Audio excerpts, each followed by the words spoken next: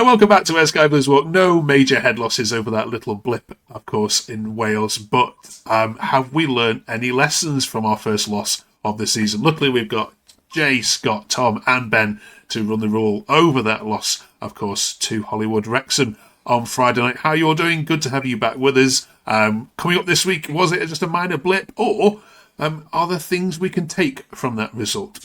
People are saying Bidwell should never play for the club again. Bit harsh, get these panel's thoughts on all of that. We're also talking about another ticket price scandal involving West Brom. What's your thoughts on all of that? Which player needs a rocket? And, of course, we're carrying on with our A to Z of Coventry, and we're now up to the letter E. A difficult one for them this week.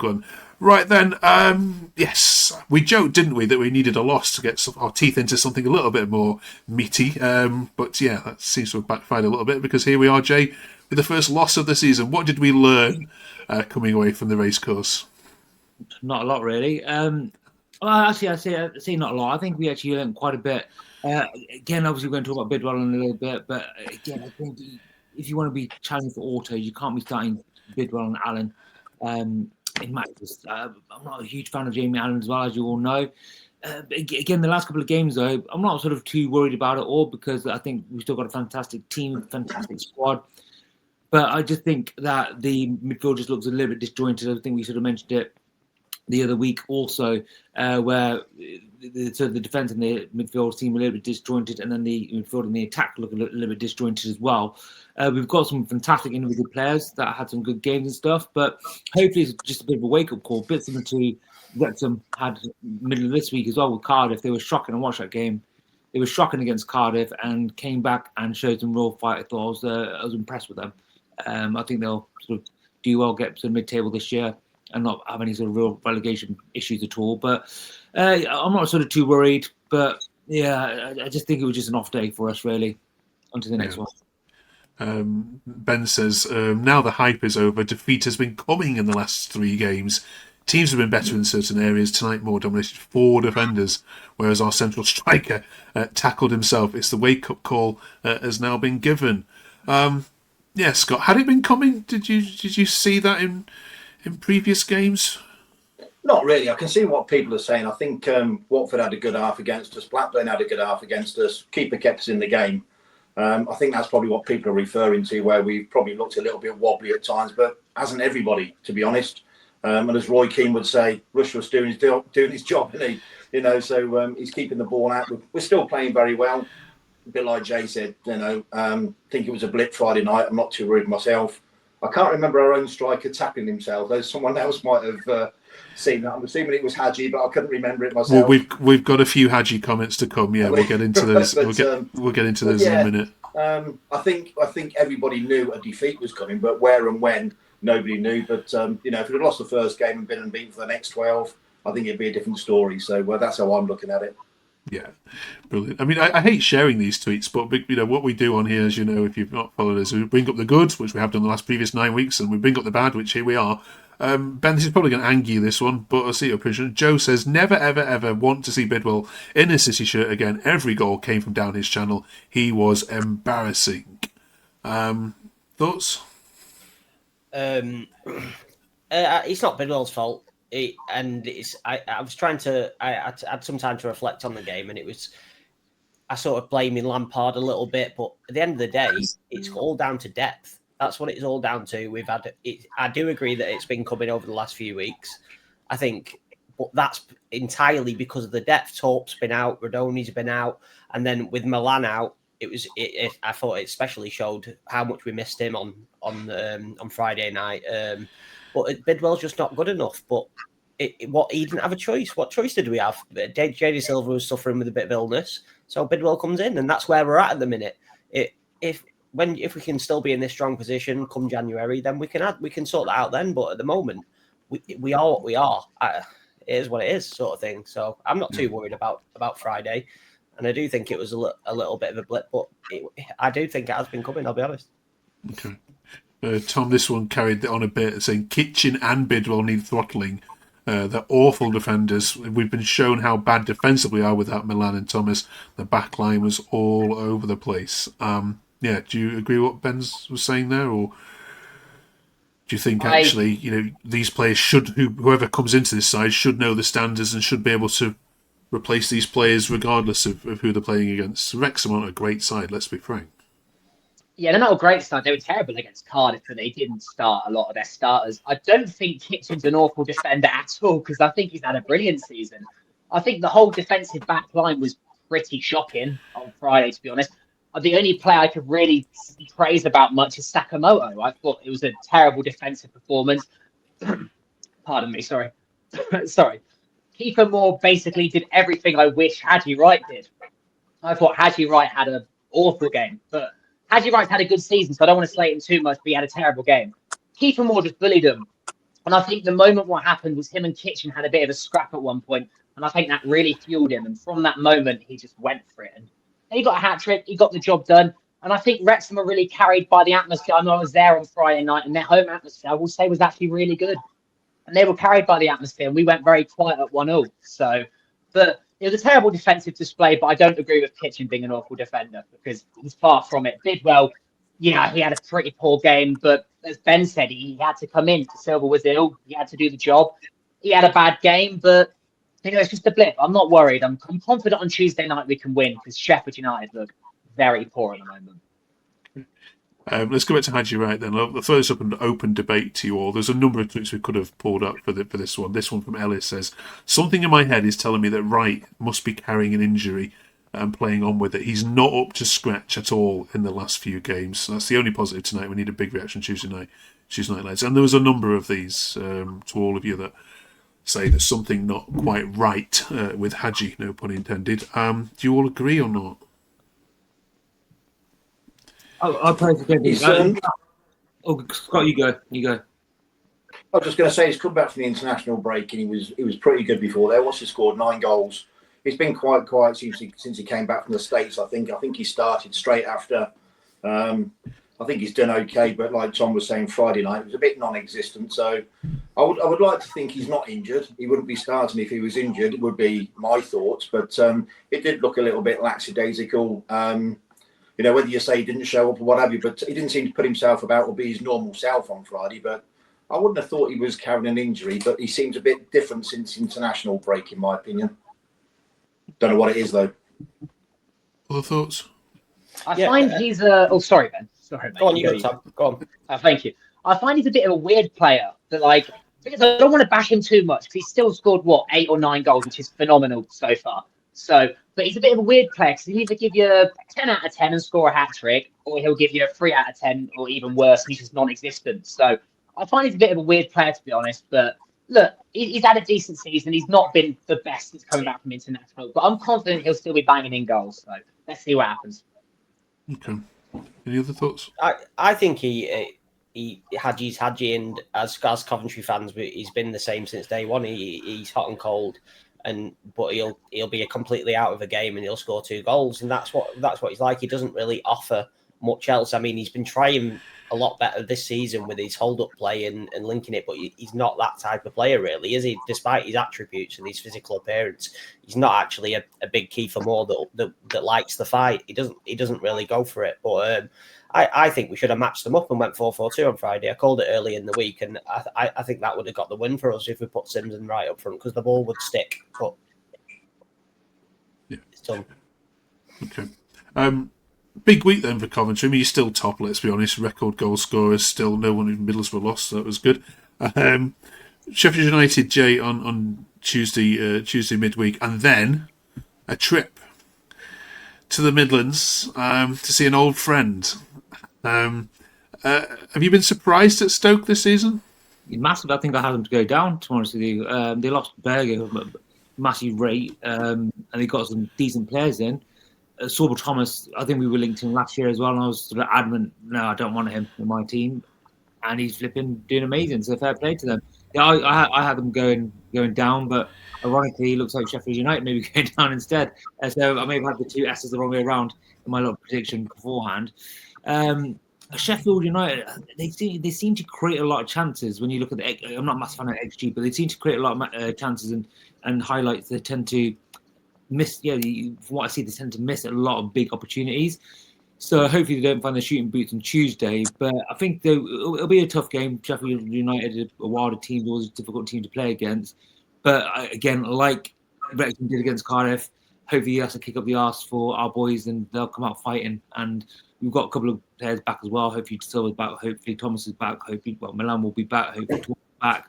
So it'll be more the usual for us. And then we're hoping Moderni will be back for the international break as well. So maybe he makes a substitute appearance or at least on the bench, at least to give a bit of buzz around the place. And we've got the enemy coming to play before as well. So that'll give us a good atmosphere, I feel, as well. So hopefully another good week, 6 points before the break. Okay. I love how you say Sheffield United will be a hard game. They don't think it will be at all. I think they predicted a QPR-like score when we spoke to them earlier. Let's hope they're right. Yeah. For all the good that Coventry are doing, and you'll continue talking about obviously the great footballing parts of you. Ben, the West Brom fans have highlighted this week that they are being charged, as Birmingham were, the ridiculous ticket prices of £45 and £35 for children. I think Swansea have been charged that on Boxing Day as well. Are you as disgusted as this as a home fan as many of the footballing world have been this week? I don't agree. I don't agree with it, but I think Doug King's come out a few times in the last couple of years, and he said that he wants Coventry City to be a profit. He wants to make a profit and not a loss, which he's doing, and I think this is how he's trying to scrape it back. But no, I don't agree with it at all. I think, especially the money they're charging for kids to go, it's bang out of order. Yeah. I mean, Scott, can you justify charging kids £35 to come and watch a football game with their dad or their mum? It just really bothers me personally, is it? Yeah, in a word, no, I can't. I think we might have said it earlier on a previous show, but even 45 quid for an adult, in my opinion, steep.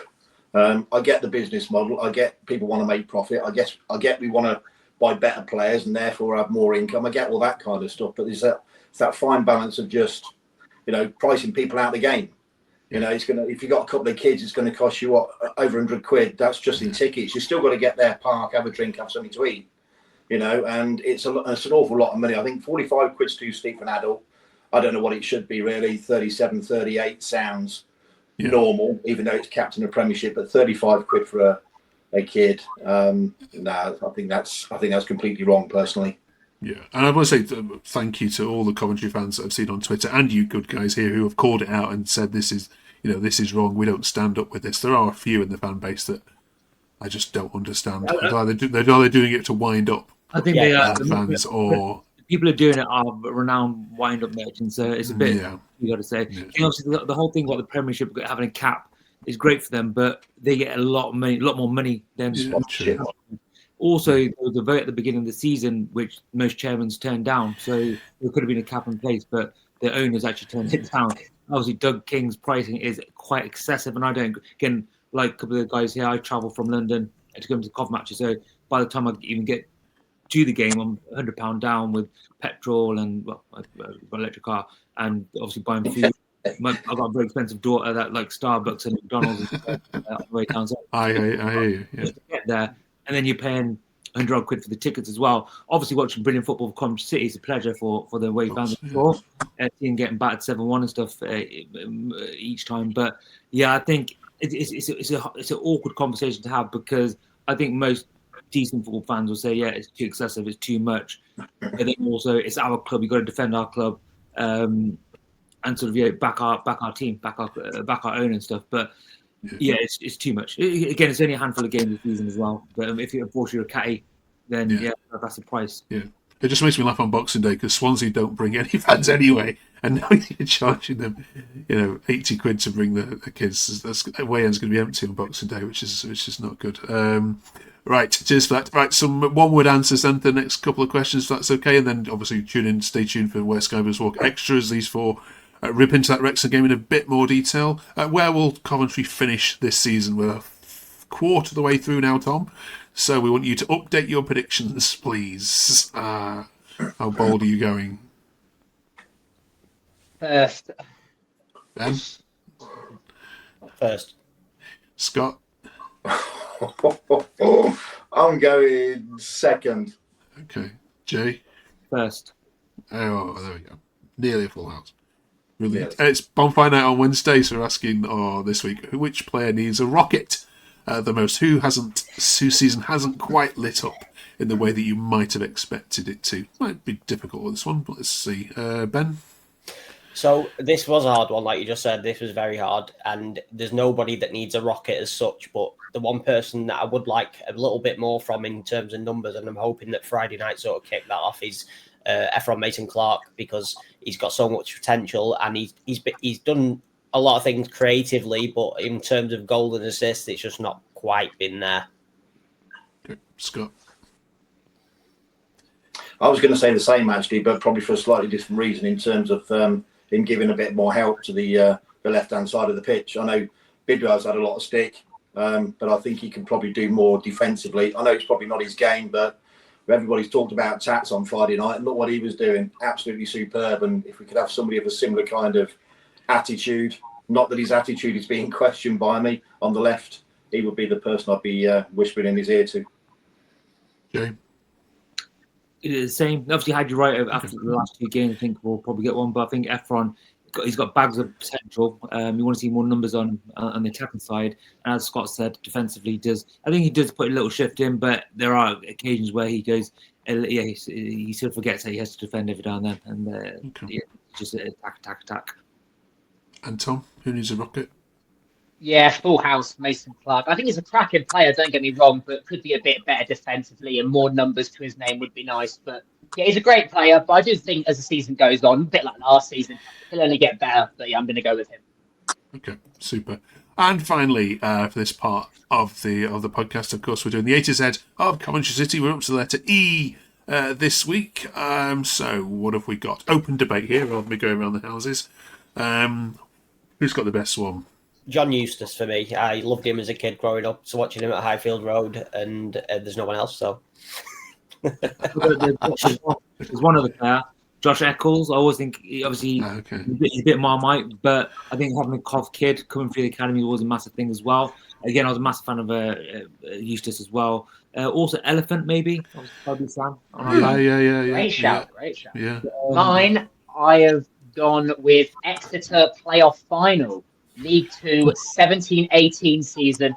An iconic day. Grimmer scored a banger. Shipper's deflected goal. I mean, it was sold out in our end. It was iconic. And I mean, it was at Oxford, really. We kick-started, our growth. But it was such a good day. And to get back up to League 1, and look at us now, we're flying. So, yeah, Exeter playoff final. It was such a special day. You've been working hard this week on these E's. I'd expected you to really struggle with this one. Okay. Right. Tommy English for me, many years ago. Tommy English used to play up top with Gary Thompson back in the 80s. Great player, loved him. Okay. Right. What should we go with here then? Should we go with Eccles or Eustace? What do you reckon? Eustace is a better player. Okay, we'll go with Eustace. All right. There we are. Correct it. Right. Letter F next week. Slightly easier. All right. Stay tuned. Then Square Skybers Walk extras coming up with these four. Thank you very much for watching this part of the programme. Do drop a subscribe if you haven't yet done so already. We'll see you next week after Trips. Well, where do we start on Friday? Tom, you were there. Sorry. 1,100 tickets, quite noisy to start with. First half seemed to go okay. What's your summary of the game? So, yeah, just under 1,200. We started off really noisy, especially before the game as well. We were giving Ben Sheaf a bit of a clap and stuff here and there, which was nice to see, obviously. But yeah, I thought we were really noisy. 1-0 up, away ends buzzed into. We're top of the league. We're going up. A bit early for that, but we'll get a bit carried away at times. Then at 1-0, we just go completely silent. And I will say, I go to a lot of the away games, and I'm usually quite disappointed with the home atmosphere. But I will say, Wrexham were a really noisy bunch, and I just think the atmosphere played such a massive part of the game. And I just think we got bullied. Really, I think the midfield got outran. Depth issues, as we mentioned, we're missing a lot of key players out.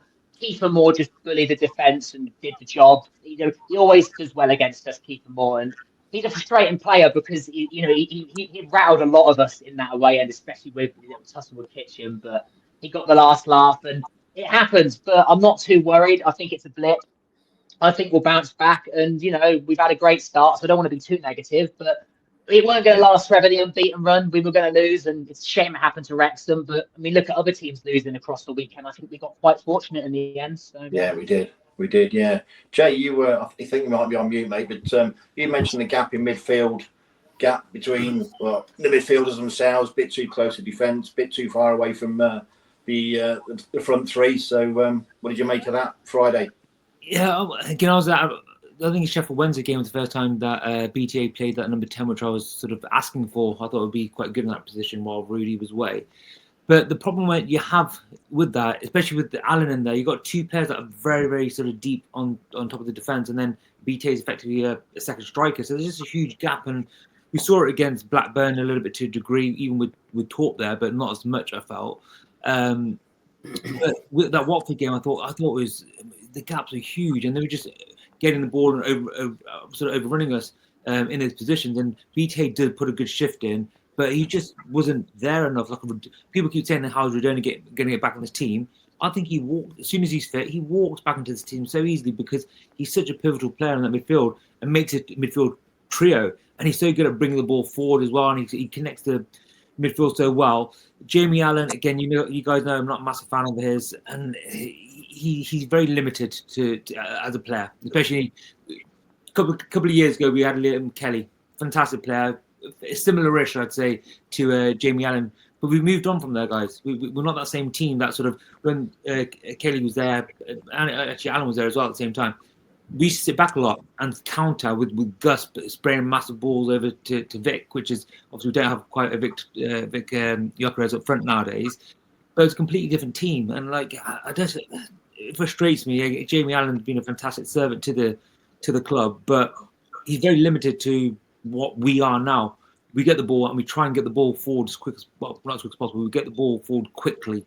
Where what he'll do, he'll get the ball. He doesn't lose the ball at all, but it's like the Swansea fans say about Grimes. It's very sideways and backwards all the time. He sort of breaks the ball, breaks it up, and that slows our attack down, which then basically means the defending team can get into defensive shape even better as well. So that and the other thing that worries me as well, even though we've got two defensive midfielder players technically, the defense just looks so open in the last couple of games. I just don't understand how there's so much space. We're sort of making last ditch tackles. Again, we had it in Watford where like Kitchen came across and how Bobby Thomas a couple of times, and actually how Rushworth out when he came out.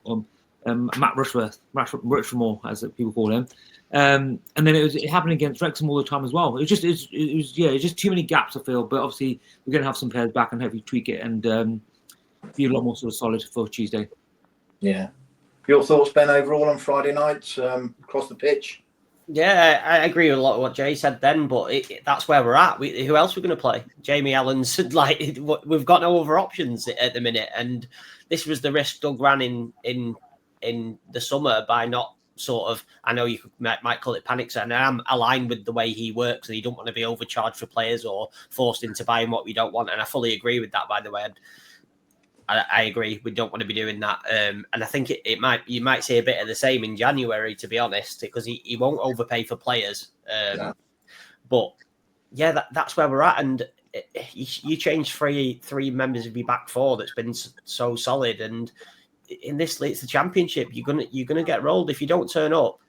And you don't put a proper shift in and win your individual battles, you'll get rolled, especially away at Wrexham where it's so hostile and close to the pitch. And yeah, I think that I'm really, like, just want to say I'm really proud of this team because we'd have all snapped your hand off to be in this position before. So I think you've got to put a lot of context into it and give the lads a load of credit because they've been phenomenal, haven't they? And they're a very, very small squad, really, when you deep it. And for the first time this season, I did think that he should have changed it a little bit, though. I do think he should have went to up top this because Tadji was isolated, weren't he? He was isolated, and what Jay said about BTA being around him and that he didn't help him as much because he's too busy running and closing everything down.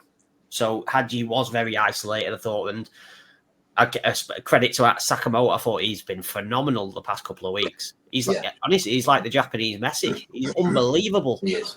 His touch is amazing, by the way. When Rushford scored, he's always looking for that ball to tat. He jumps quite well, and then when the ball just dropped onto his toe, he did. Oh, it's absolutely amazing to watch. And he did love a little move We should roll it backwards and make someone and sort of run off there. I personally think we should have gone on 3 at the back and did what we did to Bishop in Portsmouth, where if we had 3 at the back, and I obviously appreciate we didn't have Thomas in the team, so we haven't quite got the numbers. But if we had 3 at the back there, they're not going to be playing those balls as easy as they did down the sidelines where Windass was. You got Grimes and Allen just boxing Windass and more out, and we were in such a better position. But yeah, is what it is. I would have liked to. I mean, you look at Lampard and you look what he was given an opportunity at 17 years old to play for West Ham, and you'll remember the famous press conference when he was getting slated Redknapp for playing him, and Redknapp backed him anyway. I'm digressing with that, but I'd like to see him give a young lad an opportunity. He has his players he trusts, and Jamie Allen seems to be up there, and he's a massive one. And Bidwell, he loves it. He loves them type of players. But I'd like to see him give Kai Andrews a start in there. He looks really good when coming on. He does look decent. Yeah, sorry, I'm going to keep talking, but I, as you guys know, I live very close to the QPR stadium, so I not to sort of throw myself under the bus here. I'm not a QPR fan, but I do get some free tickets and pop down every now and then. So I remember last year they obviously doing very badly, and then all of a sudden Kieran Morgan, I think his name is, centre midfield player. He came to the team, just gave him a whole new lease of life. It gives the fans a bit of a buzz in the stadium. And also, I feel like it gives the team a little bit of a buzz as well. So, bringing on a player maybe from the start. Obviously, Andrew started against Millwall and didn't do too well, but that was effectively the B team he was playing with. So he's not playing with the likes of Sakamoto and a Wright and all those sort of players of Grimes and stuff. So put him in, and if he does well, fantastic. If he doesn't, then bring on the old guard. There's Sheck as well, though, isn't there? The young lad. Yeah, there's him as well. The squad, was he? Wasn't even the squad on Friday, I don't think, was he? I'm sure I saw him on the bench. Sure, so on the bench, no? Was he not? No, I don't think he was in the squad, I don't think, from when I might be wrong, but I don't think he was there. But I think, well, what you said, Tom, earlier, I think Kitchen was doing all right until him and Kiefer Moore both got booked, and I think all of a sudden the old switch went in his head, and all he wanted to do was kill Kiefer Moore for the rest of the game, and I'm not sure whether that sort of, took his focus away from what he was there to do, but... I was sitting there at home, just sitting there. Don't get involved. Obviously, stupid thing to say to him because he always does. But that puzzled me. And I think the other question that sprung to my mind, Ben, when you were talking earlier about Bidwell starting, you asked me the question before. What's going on with Brow? And I just don't quite fully understand. I think from what I've seen pre-season, he looks better going forward and maybe coming on for EMC now and again, and looks a little bit panicky when he goes to left back, but he's not getting any game time at all, is he? He doesn't trust him, Scott. He doesn't trust him, mate. Lampard's that's what I mean. Lampard got a good opportunity when he was younger and people trusted him, and you don't really see it these days as much. It's very rare you see a manager that's willing to put trust in someone that's under 18 these days, it seems to me, and that's sort of gone out the game, hasn't it? And it's a bit more robotic, and everybody's coached. Everyone's got to be over a certain level to play, and it's all numbers, and sometimes you've just got to go for it, I think, and put someone in and give him a chance, because that's how stars are made, in my eyes. Well, Andrews is a perfect example. Then what is he, 18, 19? Playing for Wales in an international stage. He could have, like you said, I'm assuming he's probably, dare I say, probably fitter than Jamie Allen, being a younger lad, or probably can, last the full 90 minutes. Got a bit of stature about him. He's a bit of a unit as well. He's not a small lad. So I guess there was an opportunity there for Frank to give him a go. But like you said, if he hasn't got that full confidence in him, he's not going to play. It's a bit of a shame. In regards to Brow as well, he just does not fancy him, does he? He just does not fancy him. Trust him. No. He can't do, can he? I mean, there's a few comments on Twitter about why is he not playing him, and that might just be the answer, that he probably doesn't think he's linked up with the other 3 or 4 or defenders at the back just yet to put him on the stage. But he's very lightweight. He's very lightweight. Just looking at his game, very shaky defensively as well, as Scott said. So yeah, I just don't think Lampard rates him at all. So I don't think we'll see much of him this season, to be honest. I'm just looking at his games. The last 6 matches he's been benched, hasn't played a second. The game before that, he came on for 9 minutes against Birmingham. The game before that, he was benched all game. The game before that, Norwich, 3 minutes. game for that bench, and then a couple of games. The Millwall game was his last. Well, he started, and obviously a couple of games prior to that. So out of the last 10 games, he's played 12 minutes. Says it all. Is that Millwall in the league or in the cup, Jay? That's basically the Millwall game, and that's all since that Millwall game. He obviously started that game, didn't do well. But that's what 1, 2, 3, 4. Yeah, about 9 games. He's played 12 minutes. Yeah. As the season goes on, it just makes me think what an odd signing it really was. As it goes on longer, I'm just thinking it's just odd. Is the problem with it? I mean, this is what you get when you're a head coach. I think it was a bit. The club looked at it and thought, "Oh, it's a free transfer. We don't know much about him. Or he's playing regularly and he's a high prospect." And they was desperate to get him on a new contract at his club, and the club had just chucked him Lampard, I think. And that's the problem you've got when you've got a head coach and a recruitment team. A little bit. Sometimes you will hit. It's hit and miss sometimes, isn't it? With some players, if you take a player on a free, it's a hit and miss. It is what it is in my eyes, sort of thing. Yeah. Also, he's a young lad. He's in like 22, 23 years old, even though he looks a lot older. He's come from a new country. Look at Ollie Dobbin. He didn't really settle down until 6 months down the line. BTA took a year, and he's down the road. Yeah, Victor Torp, brilliant. Yeah, brilliant example. So Torp's same. Yeah. Maybe keep him in the back, like building him up. I say defending. He maybe needs to learn obviously different style of football. He's a big lad, so. He just maybe getting. He seems happy enough in training. He's always laughing around. So maybe it is a case he's had a word with them. Lampard's had a word. You need to work on this, and this, and we'll get into the team because left back was a problem area for us last season. And we're just fortunate Jade Silva's actually stepped up and sort of made less of a problem. Yeah. It's interesting to talk about because we've probably gone through bidders, but the other two that came into the defence, Wolfie's getting quite a bit of stick on social media as well. I think it's harsh. I think he's a great player. Like we were saying about when we went to Portman Road the season they got promoted. I think they played a 5 at the back, 3 centre halves or whatever it was. Either way, 3 centre halves. He ran the show against us. I thought he was brilliant. Like you were saying, Jay, earlier, if he'd have had Thomas fit, I think he might have gone 3 at the back. I think if he's a spare man, I think he's got decent vision and decent ball playing skills for me. But in the back 4, we've seen him a couple of times. I know he's new to the club, but. Do you think, Ben? I think he's looked a little bit shaky in a back 2 myself, personally. I'm a big believer in defences being consistent and being the same people, especially at this level. And it's not easy for him to come into a team that's top of the league because if something goes wrong, then you're going to be the first one that's looked at. And I don't think there's a lot more moving cogs to it, like Jay says about the midfield and stuff like that. And it's the same midfield, by the way, that midfield basically that was talking about last season. I think I highlighted that was the problem and not the defence. And there's no doubt that now it's that midfield again, basically, with Grimes thrown in there. He's having to do 2 men's work sometimes, Grimes. And I just think it was a step. I think we can overanalyze it, but it was just a step too far with the squad on Friday. And on his day, Kiefer Moore can cause absolute murder to any defence because of the size of him, and they can go long, they can go short. I just think it was just a step too far for the squad depth for me on Friday, and it's not much to worry about. Hopefully, Torp comes back in on Tuesday, and these are very. I've watched a few of the games, and they're very naive, and if we can get that early goal, I think we could really put them to the sword. Yeah. About you, Tom, what do you think of Wolfenden so far from what you've seen? I thought he was exceptional against Pompey. Pompey away, I thought he was brilliant.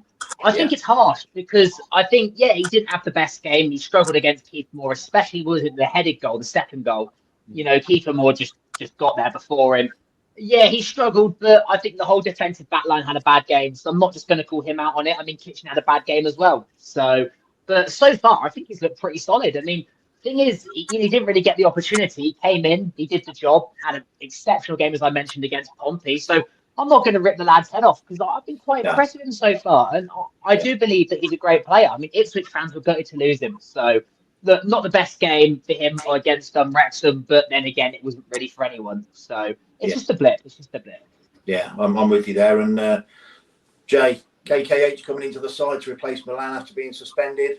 I didn't think he had a bad game. Again, I've seen a lot of people ripping into poor old KKH, but I didn't think he was that bad as some people are making out. No, again, obviously, I presume all football fans, but obviously we see the commentary fan talk. I think this is very reactionary with this sort of stuff. Wolfenden, yeah, he didn't look fantastic against Watford. He didn't look fantastic on Friday against Wrexham as well. But we know he's a top player. The lad got promoted with Ipswich. You don't get promoted out of this league if you're not a decent player, especially at this level. He's played a couple of Premier League games as well. Ipswich fans were, as Tom mentioned, were devastated when he left, especially with the price that we got him. So give the guy a chance. Again, with like BTA, for example, I was one of the people I was like sort of contemplating about driving down to Blackburn to drop him off last season. Like the guy's been phenomenal this season so far. So I think we're just a bit too early to judge him. Let him have a couple of games. It's the same for any player. You come to a new team, be it from abroad or be it from the country or the same league as well. You're gonna take time to sort of settle in. Look at Rushworth. Perfect example. First couple of games, he looked a bit shaky. Since then, he's been pretty phenomenal. So, it takes a couple of games to sort of settle in. But against him with KKH as well, I think he's been brilliant coming off the bench. I thought he did okay on Friday, but I just think the team just weren't at the races at all. I just think it was a whole unit was an issue. Even Grimes, again, he was probably one of the better players we had, but wasn't as good as he normally is. I think Sakamoto's the only one that actually, thinking about it, the only player that actually did well for effectively 90 minutes when he played. So, I don't see people sort of having a go at beloved Matt Grimes when he wasn't as fantastic as he normally is, and other players as well. Again, I think Rushworth, I'm a big fan of Rushworth. Maybe could have done a little bit better on the second goal. Fine details, but it is what it is. Unfortunately, you have an off day. It's the first off day in 13 matches. So yeah, I'll take that all season. If you have one bad game, then so be it. I'll criticise the players on that one out of 13 every time then. Exactly. I agree with what you said there. Like I was saying before the game, 75% your back four haven't played together yet. Like Ben said, they come into a side, top of the league, under the spotlight, away at Wrexham, big game, loads of noise. It's going to happen, isn't it? It's going to happen. It did do. You can't judge people after one game, 90 minutes, 60 minutes, 2 hours. I think we've all said it's a blip. Let's move on to Tuesday. But you mentioned the main man there, Sakamoto. I'm running out of superlatives for that. I mean, me and Ben were talking last week, and Tom's mentioned it. He came to the Pompey game. He came on at Pompey for I don't know how long, 20 odd minutes, whatever it was towards the end. I thought he was superb. He was superb again tonight. I think he was fouled for the third goal. I've seen it from different angles, and his shirt was being pulled off him from one certain angle. When it happened, I was thinking, come on, get up, get back. And when I saw it again, well, maybe not, but he's balling for EMC for the first goal. He's goal himself. He's run up and down that pitch. He's knocked people over. He's been knocked over himself. He gets back up. Well, what do we say about, like you said, the Japanese Messi, Ben? We call him Jesse from now on, do we, or something like that?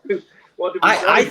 I think there might be if he carries on, because he's got that bit of magic and he can make situations out of nothing. I mean, when he cuts inside and puts that cross ball over to, we've spoke about this before. He did it against Sunderland for the equaliser. He does it. He does it very often. And a few times last season, he missed a few of them EMC of clear cut chances like that. But I think we might have a few people coming in for him in January potentially, because, like I say, he has got that special quality where he could. Even for a Premier League club, bringing him on for the last 20 minutes, he can create something for you. That little back heel nutmeg. Yeah. Do you know what? You know what you're getting from him, and I think not a lot of people will probably agree with that, but I do think there'll be clubs looking at him. Yeah, I think you're right. I think I've seen his name mentioned on a few tweets about people looking at him. Jay, what do you think of Tatsuya? I like it. I mean, honestly, the last couple of games, he has been phenomenal. Again, I always want to see better end product from him, and I think he's done that in the last couple of games. One thing you get with Tatsuya, he works his little... he runs so much. Like, I was about to say...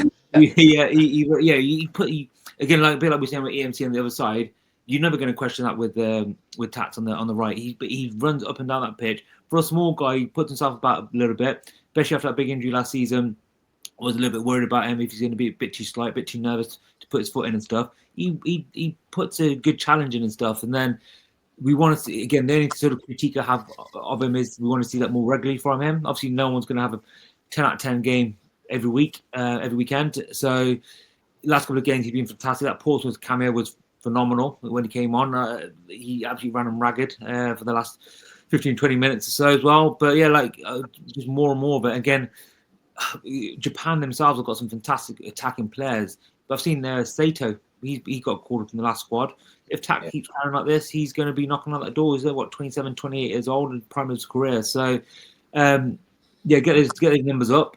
And what the one critique I have of him is he sometimes dallies on the ball a little bit too much and doesn't put the ball early enough. But he seems to be doing that now. His crosses seem to be finding our men as well, and he does that ball for the EMC quite often. It's a fantastic ball, and it's almost like second nature when he cuts in and that sort of halfway through their half, you always see EMC making that sort of inside run as well. So it's sort of like second nature to them too now as well, which is and hopefully more goals, more assists from him would be amazing.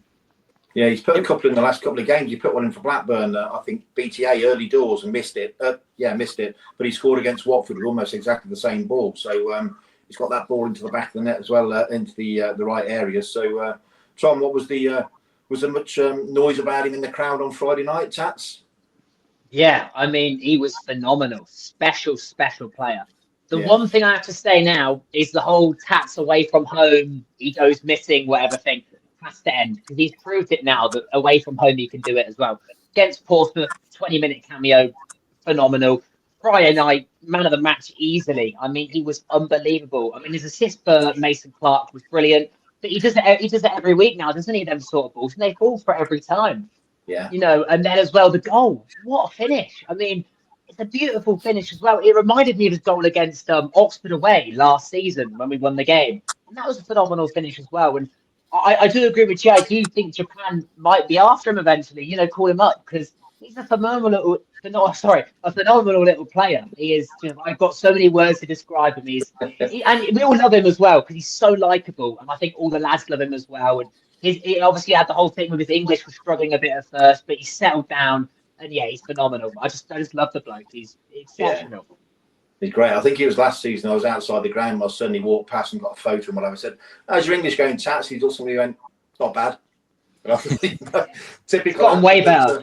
Yeah, it's superb. I mean, that ball in free MC was just effortless. But one last thing before we move on to Sheffield United, subs on Friday night.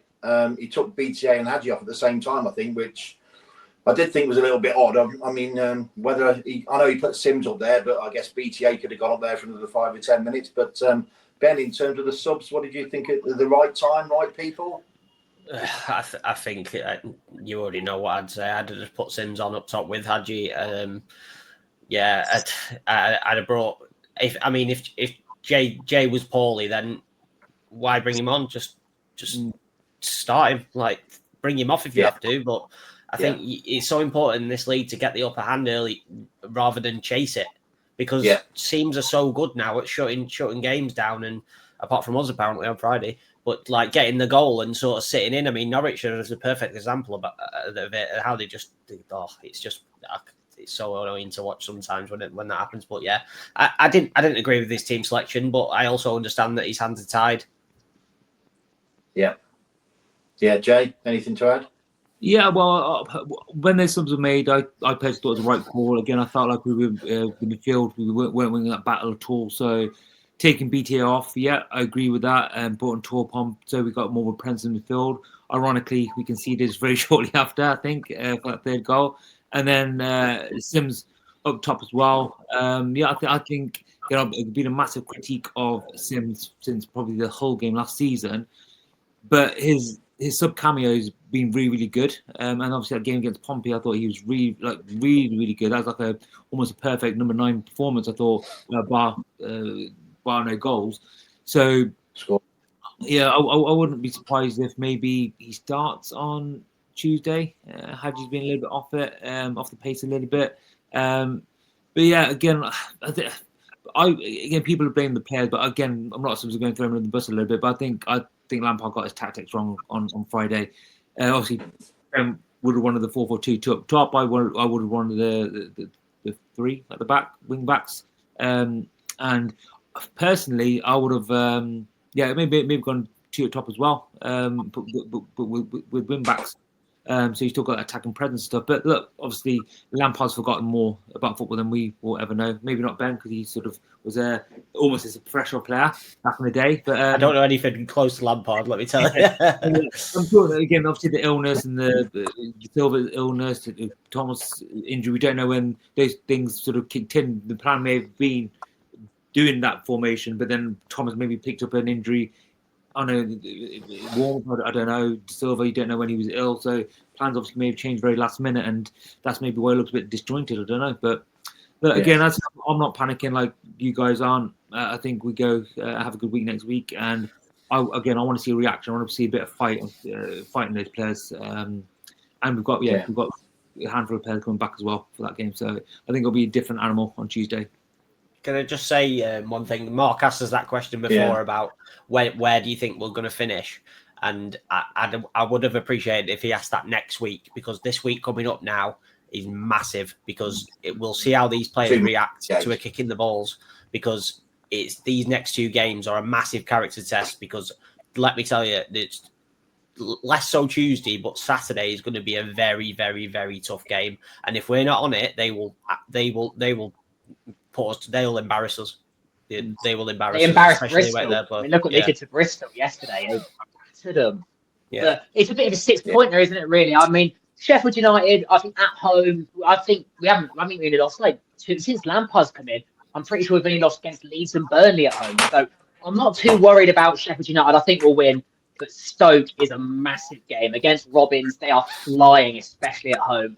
It is a huge... And as Ben said, if we slip up and we don't perform, I honestly think we could get battered, but it's going to be a massive game. We need a big away atmosphere there as well, because that's going to be tough.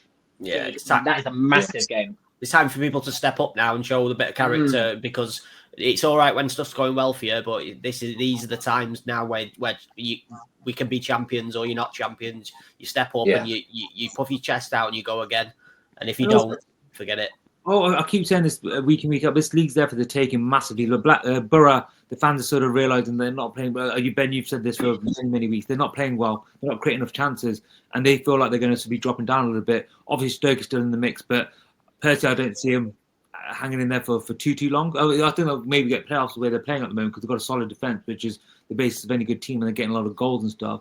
Then you look at Bristol, you look at Preston, you look at Charlton up there as well. Ipswich seem to be getting a groove now, but we've had a bit of a head start from them. Southampton, I thought, would do well this season. They're miles behind us now. Leicester, again, let's not talk about Leicester. And they've got a point deduction coming soon as well. So I think the league is massively there for the taking.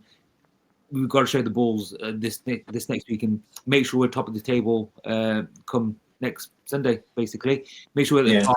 And hopefully the teams drop points below us as well. And that 3-point lead thing we've got now from Borough, and 4 points from third. Hopefully that gap starts increasing as well. So you want to give yourself as much of a head start as you can when the Ipswiches sort of find their form. And there's always that one team like we were last season that all of a sudden just comes out of nowhere.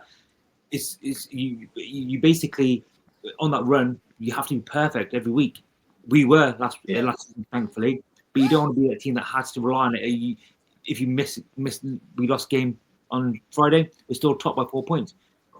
It is what it is. You do the hard work early, get yourself ahead, and that's one big week this week. Oh, sorry, everyone. I do think the international. Oh, sorry, mate. You carry on. Thank you. Sorry. I do think the international break will come at a good time after Stoke, especially players like getting Radoni back. It's crucial.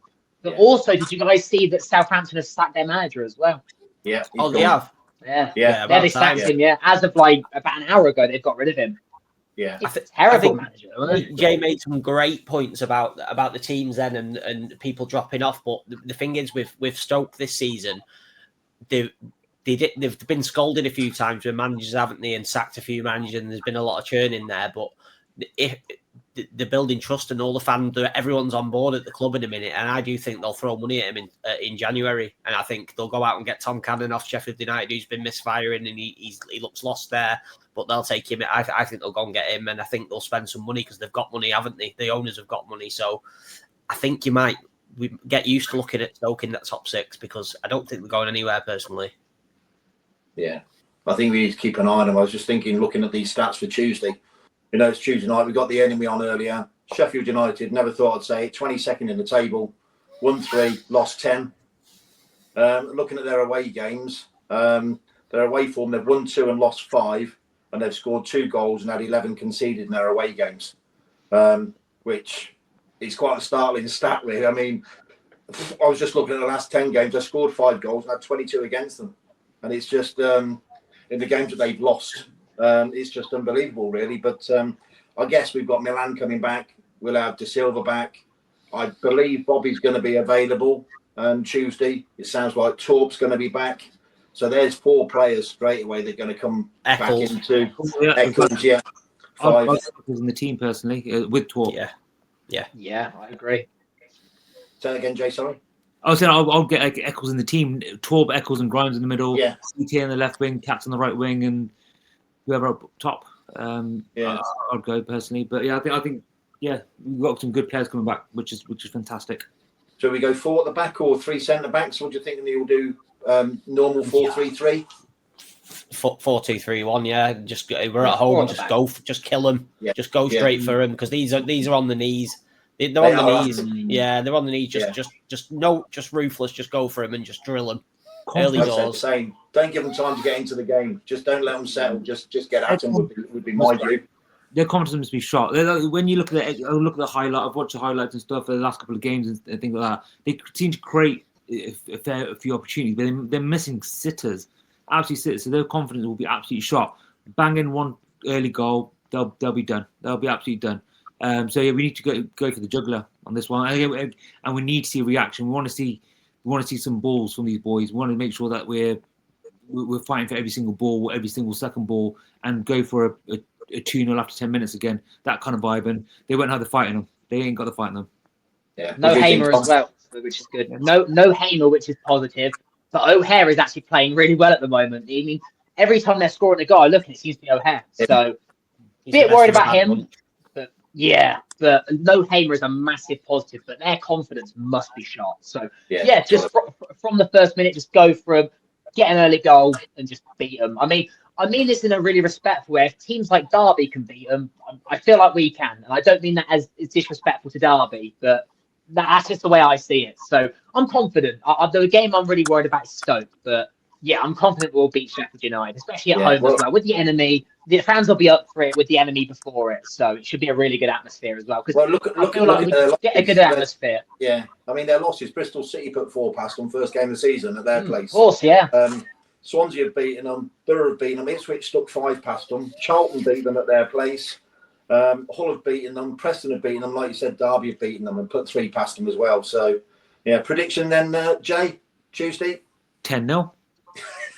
I think it'll be 2-0. 2-0, Tom? 3-1. I go 3-1, Cole. 3-1.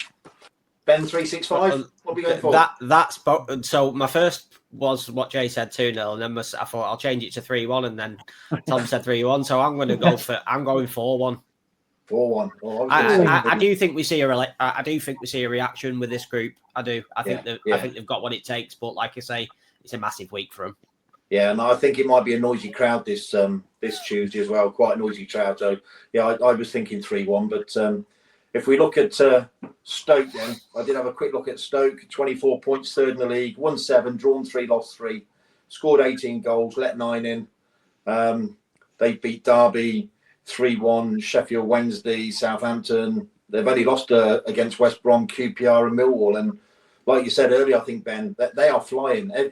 I'm even seeing stuff on social media now about the fans actually loving what they're seeing, and even watched the highlights at the weekend. A couple of scrappy goals, but they look a decent side to me. Look a very decent side. Yeah, I very much agree. And Robbins has took that spirit, what we had in the early days with him and AD, and it's there. You can see it. They're all on board. They'll run through bricks walls for him. And like I say, I won't lie to you. I'm a bit worried about that. I'd take a draw now. Yeah. Who's he got with his assistants there? Robbins, do you know? I'm not sure. No, Was it not Chris Ramsey who he was going to get? I'm not sure. I think it might be. Yeah, it might be. Yeah.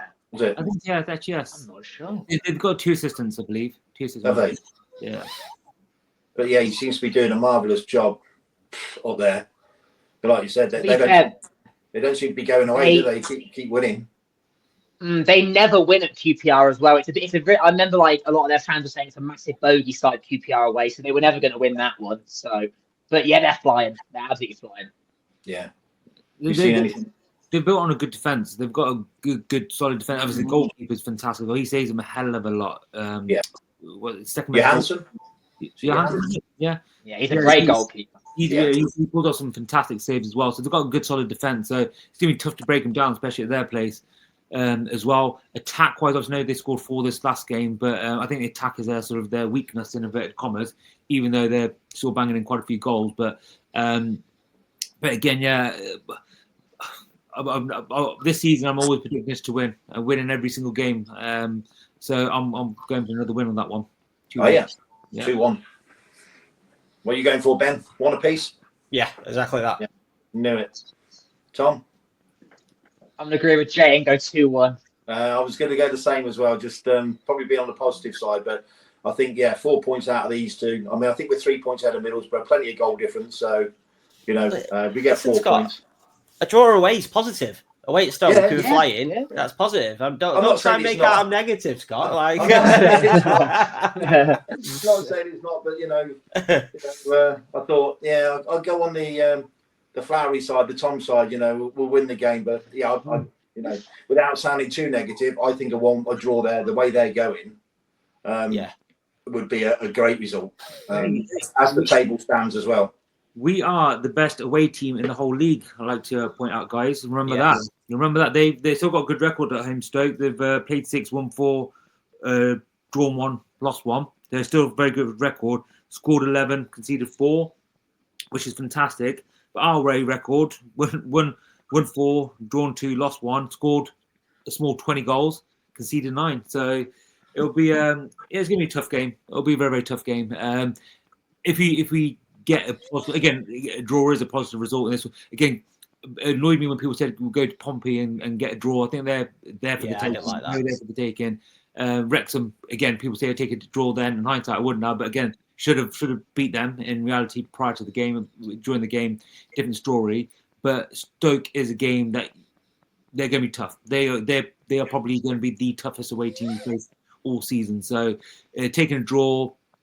Afterwards, you'd be happy with the draw in that 4 game. 4-point week would be good, Jay. Right? Yeah, brilliant. And then I'd imagine, if we're playing Stoke, so we've got a point knocked off them.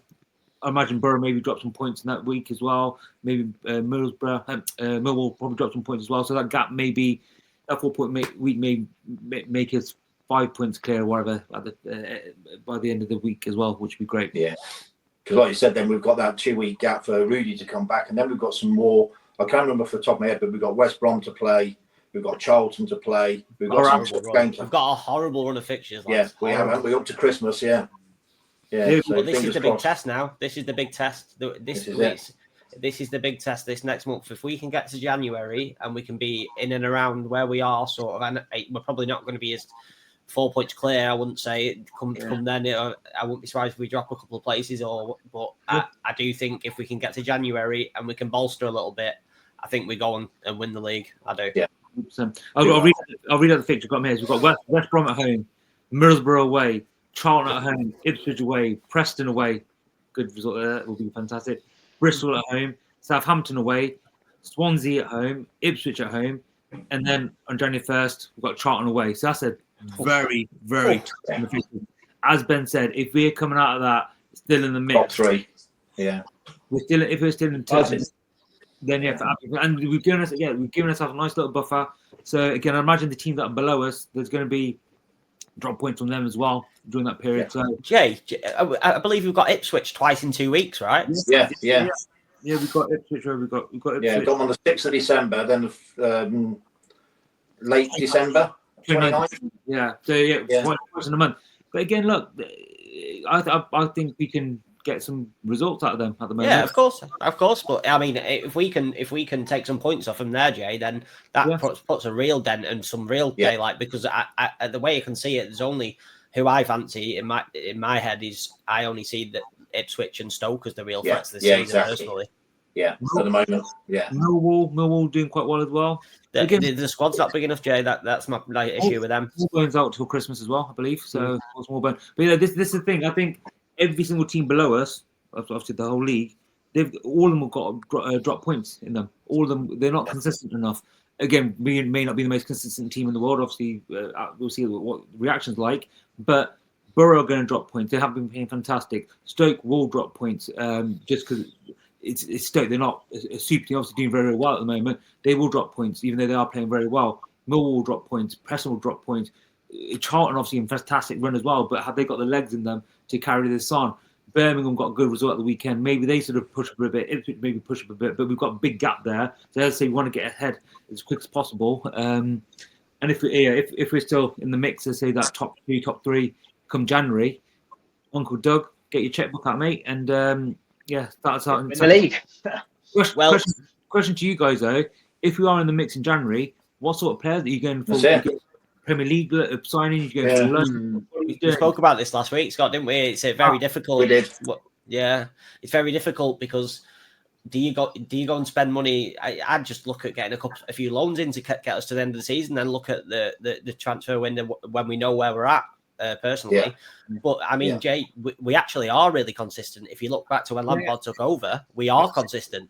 We're the only ones that are. There's only Burnley and Leeds that have won more points than us in that season. So we're around about 2 points a game, aren't we? Got to be close to 2 points a game, give or take. Yeah. All we need to do is keep doing what we do. I know we're the best team in the league, so yeah. Well, there we go. There's the hour gone. It's a big week, though, lads. It's a massive week. It's a massive week, and don't get it twisted. It could be a banana skin on Tuesday night, but yeah, I just want to see him go out and fight first and foremost, and just be brave and go for it early doors. Why not? Because I mean, sorry to go back a bit, but Kane Kessler-Hayden, he was trying too hard for me on Friday, and he didn't dare go past his man, and he was thought, oh, it's my chance, it's my chance, and. He just didn't. He froze a bit, didn't he? He froze a bit. Yeah, he'll be fine. He's another good player. He's another good player. Yeah, we did miss Milan, but we'll see how we get on. Tuesday, 4th of November against the Blades, and then Stoke Saturday. So, speak to you soon, chaps. Probably next Sunday.